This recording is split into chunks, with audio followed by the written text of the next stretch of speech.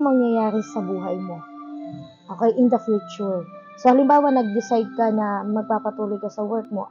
So, in the future, yun ang mangyayari sa buhay mo. It's either mayaman ka nga, madami ka nga pera, pero toxic na may mga kasama mo, may stress ka lang, baka magkasakit ka pa. Or, pwedeng tahakin mo yung gusto mong tahakin sa buhay, medyo hindi nga lang kasustain ganun yung financial sa umpisa, okay? Pero magiging masaya ka naman in the end. Okay? Or kung relasyon naman to, dalawang pagpipilian mo. Mag-i-stay ka sa relasyon na hindi ka masaya, pero feeling mo kasi parang wala ka na makahanap na iba, or makikipaghiwalay ka, tapos susubukan mo, malay mo someday magkaroon ka ng panibagong yugto sa love life mo, di ba? So, ipagdedesisyon kang gagawin. So, maaaring yung panaginip mo, file number 1, may patungkol talaga sa pagpipili.